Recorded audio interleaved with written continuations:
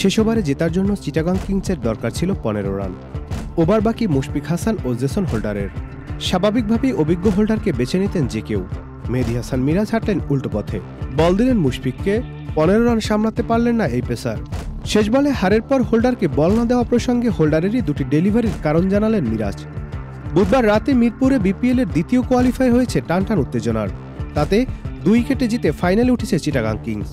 মুঠোয় থাকা ম্যাচ খুলনা যেভাবে হেরেছে তাতে বড় প্রশ্ন হয়ে এসেছে শেষ ওভারে মুশফিককে করতে দেওয়া প্রসঙ্গে। এ ব্যাপারে জানতে চাইলে মিরাজ উল্টো হোল্ডারকেই দায় দেন। পরিকল্পনা যেটা ছিল, হোল্ডার আগের ওভারে যে বোলিংটা করেছে 14 বলে ওদের রান লাগতো তখন 32। ওখানে সে একটা ছক্কা ও একটা 4 খেয়ে গিয়েছে, আর ওখানেই আমাদের ম্যাচ অনেকটা ছুটে গিয়েছে। এরকম একজন অভিজ্ঞ বলারকে এমন মুহূর্তে এসে যদি বলাররা ছক্কা 4 মেরে দেয় তাহলে তো আমাদের দলের জন্য কাজটা কঠিন। মিরাজ বলেছেন হোল্ডারের 2 বলেই ম্যাচ অর্ধেক শেষ, অথচ শেষ ওভারেও কিংসের দরকার ছিল 15 রান। ক্রিজে 2 টেলেন্ডার থাকায় ম্যাচটা হেলেছিল খুলনার দিকেই।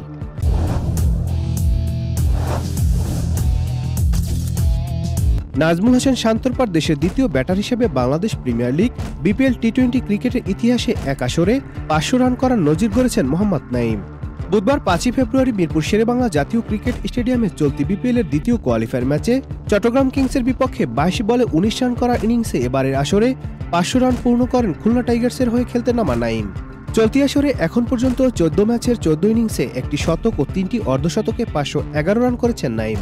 এর আগে 2023 আসরে সিলেট স্ট্রাইকার্সের হয়ে 15 ম্যাচে 15 ইনিংসে 4টি হাফ সেঞ্চুরিতে 516 রান করেছিলেন শান্ত। বাংলাদেশের প্রথম ব্যাটার হিসেবে এক আসরে 500 রান করার নজির গড়েছিলেন শান্ত। তবে এবার শান্তর পাশে নাম লেখালেন নাঈম।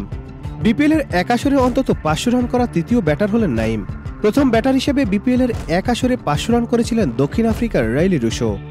2019 সালে রংপুর রাইডার্সের হয়ে 14 ম্যাচের 13 ইনিংসে 1 সেঞ্চুরি ও 5 হাফ সেঞ্চুরিতে 558 রান করেছিলেন রুশো, যা এখন পর্যন্ত বিপিএলের এক আসরে কোনো ব্যাটারের সর্বোচ্চ রান। ফলে চিটাগাংসের বিপক্ষে বিদায়ের দিনে নাঈম শেখকে থামতে হয়েছে শান্ত আর রুশোর রেকর্ডের খুব কাছ থেকেই। এক বিপিএলের সবচেয়ে বেশি রানের তালিকাতে রুশো আর শান্তর পরে রয়েছে নাঈমের নামটা। Nadim Hasan, Channel I.